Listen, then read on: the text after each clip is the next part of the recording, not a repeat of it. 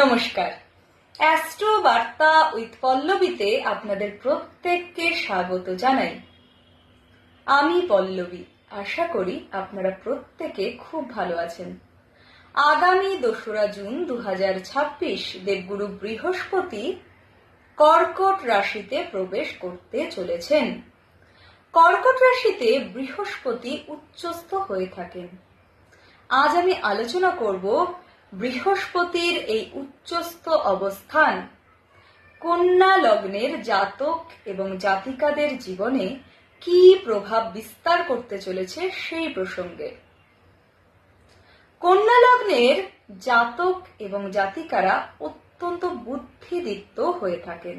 তার কারণ কন্যা রাশির অধিপতি গ্রহ বুধ। বুধের প্রভাব থাকার কারণে এরা অত্যন্ত ভালো কথা বলতে পারেন। এছাড়াও এরা ভীষণ প্র্যাকটিক্যাল নেচারের হয়ে থাকেন।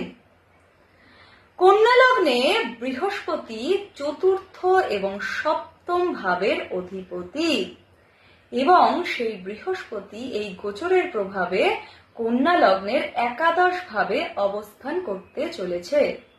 একাদশ ভাব থেকে আমাদের ইচ্ছা পূর্তি বা ডিজায়ার ফুলফিলমেন্টের বিচার করা হয়। বৃহস্পতির এই একাদশ ভাবে অবস্থানের প্রভাবে কন্যা লগ্নের জাতক এবং জাতিকাদের এই সময়টিতে মনের দীর্ঘ দিনের ইচ্ছে পূর্ণ হতে আমরা দেখতে পাব। একাদশ ভাবে অবস্থান করে বৃহস্পতি তার পঞ্চম দৃষ্টি কন্যা লগ্নের তৃতীয় ভাবের ওপরে ফেলবেন। এছাড়াও তার সপ্তম দৃষ্টি পড়বে কন্যা লগ্নের পঞ্চম ভাবে। বৃহস্পতির নবম দৃষ্টি পড়বে কন্যা লগ্নের সপ্তম ভাবে। তৃতীয় ভাবে বৃহস্পতির পঞ্চম দৃষ্টির প্রভাবে এদের যোগাযোগ কমিউনিকেশন এই সময় বাড়তে দেখতে পাওয়া যাবে। পঞ্চম ভাব থেকে আমরা শিক্ষা, নেম, ফেম ইত্যাদির বিচার করে থাকি। বৃহস্পতির সপ্তম দৃষ্টি কন্যা লগ্নের পঞ্চম ভাবের ওপরে পড়বার কারণে এই সময়টিতে যারা বিশেষ করে কোনো ক্রিয়েটিভ কাজের সাথে জড়িত রয়েছেন তাদের নেম ফেম বাড়তে আমরা দেখতে পাবো। শিক্ষাক্ষেত্রে এই সময় অত্যন্ত উন্নতি ঘটতেও আমরা দেখতে পাবো।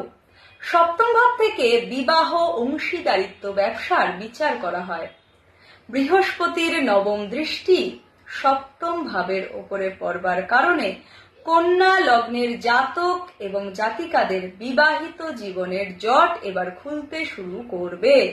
এছাড়াও এই সময় পার্টনারশিপ ব্যবসাতে প্রভূত লাভ হতে আমরা দেখতে পাবো। চলে আসি রেমেডির প্রসঙ্গে। আপনি যদি হয়ে থাকেন কন্যা লগ্নের জাতক কিংবা জাতিকা, সেক্ষেত্রে আপনি গুরুজন, গুরুস্থানীয় ব্যক্তি, গুরু এদের সেবা করার চেষ্টা করুন। প্রত্যেক দিন নিয়ম করে বিষ্ণু সহস্রনাম পাঠ করুন। এছাড়াও কপালে কেশরের তিলক লাগান। ভালো থাকুন, সুস্থ থাকুন, আনন্দে থাকুন। নমস্কার।